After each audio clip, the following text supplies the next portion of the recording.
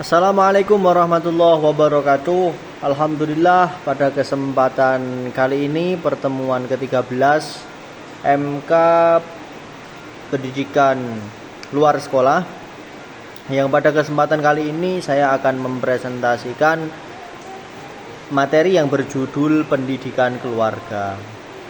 Ngomong-ngomong soal pendidikan keluarga, perlu untuk kita ketahui bersama apa itu keluarga. Definisi dari keluarga sendiri adalah keluarga itu merupakan suatu gabungan dari dua orang atau lebih, bisa dua orang atau lebih, dan itu bisa disebabkan karena perkawinan atau karena hubungan darah atau karena pengangkatan atau karena yang lain juga bisa juga karena seringnya berinteraksi sehingga mengakibatkan status sosial menjadi keluarga pun juga bisa. Nah, itu teman-teman pengertian daripada keluarga. Dalam hal ini, kalau dalam Islam, keluarga sendiri itu ada yang disebut dengan mahram. Lah, mahram sendiri itu ada pembagiannya lagi. Ada mahram yang mu'abbad dan ada mahram yang ghairu mu'abbad. Kalau mahram mu'abbad adalah mahram yang selamanya tidak boleh dinikahi karena sebab darah atau sebab satu apa yang namanya ya. Dia itu kerabatnya karena kerabat darah, sebab darah, hubungan darah ya. Kalau yang ghairu mu'abbad itu bisa karena sebab perkawinan. Dan yang ketiga dalam Islam yang disebut dengan keluarga adalah hubungan rodok, hubungan persusuan. Nah, itu sedikit tentang pengertian keluarga. Selanjutnya hubungan suami istri. Perlu juga ini untuk kita bahas, perlu untuk kita sama-sama kaji terkait tentang pendidikan kekeluargaan ini, karena ini sangat penting yang di era saat ini, yang mana kekeluargaan itu sudah mulai keluar daripada fitrahnya. Jadi dia sudah keluar dari koridor istilah keluarga. Hubungan suami dan istri. Bentuk perkawinan di mana suami istri diadakan dan dipelihara. Jadi hubungan suami istri itu berawal dari sebuah akad, yakni akad pernikahan. Nah, sesudah terjalin akad, sebuah hubungan itu tadi diikrarkan menurut agama dan kepercayaannya masing-masing, maka disitulah terbentuk hubungan suami istri. Nah, setelah hubungan suami istri itu terbentuk diawali dari sebuah ikrar suci, yakni ikrar akad, selanjutnya pada umumnya hubungan suami istri itu sebuah keluarga punya tempat tinggal bersama. Artinya setelah nantinya melakukan akad yang sakral, akad nikah itu sudah diikrarkan, ijab dan qabul itu sudah dikumandangkan, maka seyogianya biasanya pasangan tersebut itu membangun rumah, memiliki rumah, mencari rumah dalam artian membangun rumah tangga, bahtera rumah tangga baru bagi mereka yang semula mereka memikirkan dirinya sendiri, sekarang dia harus bertanggung jawab atas suami maupun istrinya. Nah, gitu ya. Jadi bahtera rumah tangga itu dibangun di situ. Setelah itu susunan nama-nama dan istilah untuk menghitung keluarga. Setelah itu mereka punya yang namanya nama atau susunan-susunan tingkatan-tingkatan dalam rumah tangga. Itu ada kakak, ada adik, ada mbah, ada paman, ada lek dan lain sebagainya. Itu berawal dari sebuah ikrar pernikahan yang mana nantinya menjadikan hubungan namanya suami istri. Selanjutnya akibat daripada pengaruh perkembangan keluarga. Lah, seiring berjalannya waktu di era-era sekarang ini, pengaruh perkembangan kekeluargaan sangatlah ketat. Artinya zaman sekarang berbeda dengan 10 tahun yang lalu dalam hal kekeluargaan. Karena zaman sekarang itu semuanya serba diukur material. Beda dengan dulu, kalau dulu itu keluarga meskipun tidak terlahir dari keluarga yang kaya raya, akan tetapi dia bisa menikmati hidup, dia bisa bersyukur atas apa yang sudah dia miliki, atas apa yang sudah mereka terima, itu bisa. Kalau sekarang tidak bisa. Antara satu pencapaian dengan pencapaian keluarga yang lain itu sekarang dibanding-bandingkan. Artinya sudah tidak sehat dalam hubungan kekeluargaan, sudah mulai tidak sehat. Karena apa? Karena yaitu tadi, standarisasi yang dibangun oleh masyarakat zaman sekarang itu berbeda dengan zaman dulu. Lah, akibat pengaruh itu tadi, keluarga berubah fungsi. Yang mana keluarga itu harusnya fungsinya saling menyayangi, saling mengasihi, saling menguatkan. Nah, sekarang sudah berubah fungsi menjadi ajang persaingan. Yang satu bisa mencapai pencapaian A misalnya, maka yang satunya lagi dibandingkan harus bisa mencapai persaingan tersebut. Nah, itu kan sudah keluar dari koridor kekeluargaan. Artinya yang semula kekeluargaan itu saling kasih mengasihi, sekarang sudah beda, menjadi ajang kompetisi. Selain itu, akibat pengaruh perkembangan kekeluargaan, tugas mendidik anak diserahkan kepada pihak sekolah. Ini pun juga, hal ini tentunya berbeda ya dengan zaman dulu. Kalau zaman dulu itu 70% pendidikan anak itu dilakukan oleh orang tua masing-masing, baik ayah maupun ibu, baik bapak maupun ibu ya. Artinya apa? Artinya zaman dulu itu pendidikan bisa dikatakan keseluruhan, hampir keseluruhan itu berpondasikan dari orang tua dulu, tidak dari sekolah. Tapi berbeda dengan zaman sekarang. Zaman sekarang itu mulai dari pagi sampai nanti pagi lagi itu anak dititipkan di lembaga-lembaga pendidikan. Artinya kasih sayang serta pendidikan yang diberikan langsung oleh orang tua kepada anak tersebut sangatlah kurang di zaman sekarang.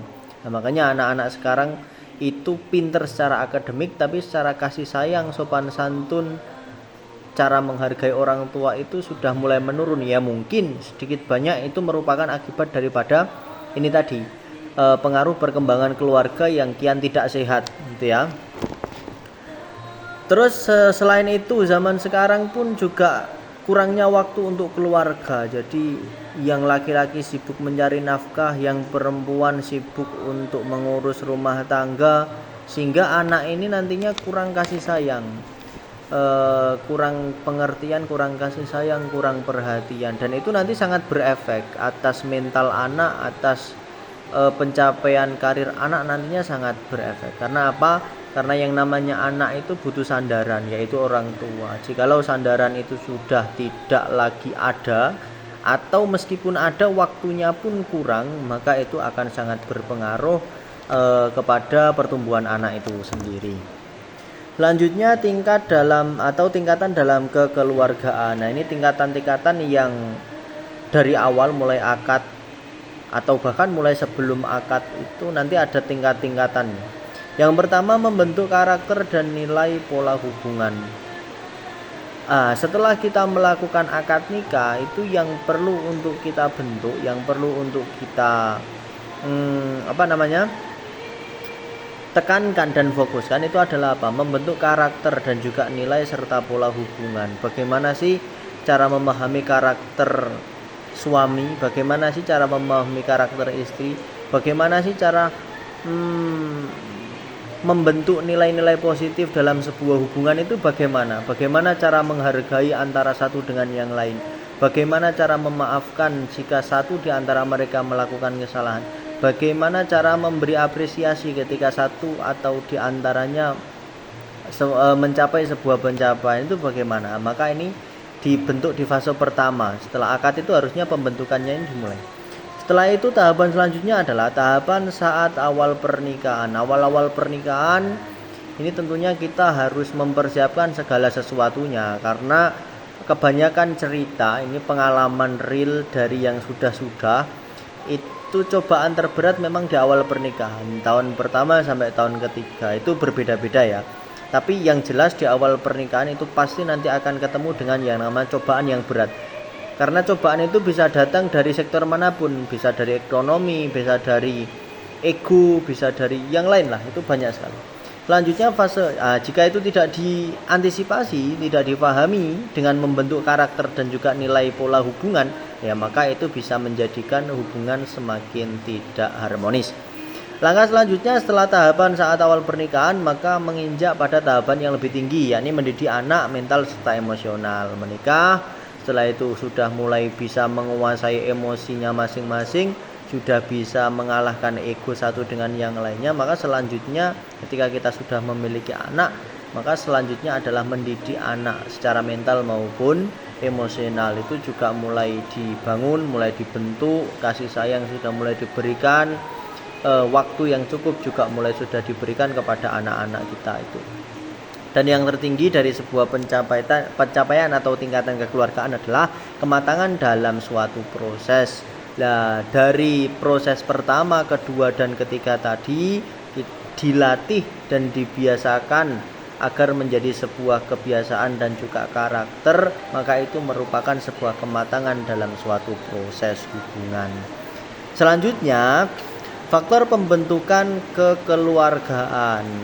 Faktor-faktor yang membentuk kekeluargaan, dalam kekeluargaan itu pasti butuh itu. Apa yang pertama? Kebutuhan biologis, kebutuhan yang bersifat biologis seperti seksual ya, itu juga termasuk kebutuhan yang pokok, kebutuhan biologis yang pokok bagi setiap kekeluargaan, itu pasti membutuhkan itu. Yang kedua, setelah kebutuhan biologis, kebutuhan sosial dan juga status penghargaan. Ini bisa sosial secara ekonomi ataupun secara yang lain ya. Kepantasan sosial itu juga dibutuhkan. Artinya ekonomi juga harus stabil. Karena ini termasuk faktor pembentukan kekeluargaan. Jadi misal ada dua di antara itu tidak terpenuhi, maka pastinya akan terjadi problem di situ. Pasti akan timbul problem. Yang ketiga, pembagian tugas. Ini juga harus ditekankan, juga harus disepakati antara pihak satu dengan pihak yang lain, antara suami dan istri. Terkait apa? Mendidik anak, mencari nafkah, mengurus rumah tangga, itu dibagi ya. Bagi, nanti disepakati siapa yang mencari nafkah, siapa yang mendidik anak, waktunya kapan. Itu kalau bisa seterbuka mungkin, serinci mungkin disepakati, agar nantinya tidak menjadikan suatu efek kepada anak-anaknya ataupun kepada pasangannya. Yang keempat yaitu pemeliharaan di hari tua. Artinya setelah menikah, setelah punya anak, setelah membagi seluruh kebutuhan dalam rumah tangga, mulai dari kebutuhan biologis, sosial maupun kebutuhan harian seperti mendidik anak, mencari nafkah dan mengurus rumah tangga, maka setelah itu pemeliharaan di hari tua juga harus difikirkan mulai sejak dini. Karena apa? Karena nantinya kita tahu bahwa diri kita semakin lama itu tidak semakin muda tapi semakin tua. Artinya dalam hubungan nanti ada hubungan senja. Hubungan di masa senja itu juga harus difikirkan, mulai dari finansial, mulai dari kesehatan serta yang lainnya itu harus difikirkan. Terus setelah itu bentuk kekeluargaan. Ada bentuk kekeluargaan yang praktikal, material dan equalitarian. Selanjutnya suami dan bentuk kekeluargaan atau bentuk keluarga. Bentuk keluarga itu ada suami istri, ada orang tua dan juga anak, ada sibling yaitu saudara kandung. Itu semua adalah bentuk dari keluarga kita. Jadi, ada suami istri, ada orang tua, anak dan juga saudara kandung. Nah, hal yang terpenting dari pendidikan kekeluargaan ini yang paling urgent adalah kelahiran, perkawinan dan juga kematian. Maka jangan sampai kita menganggap remeh kelahiran, karena tanpa adanya kelahiran maka kita tidak akan pernah ada, tidak akan pernah wujud seperti saat ini. Tanpa adanya perkawinan maka kita tidak akan merasakan bagaimana rasanya kekeluargaan secara utuh.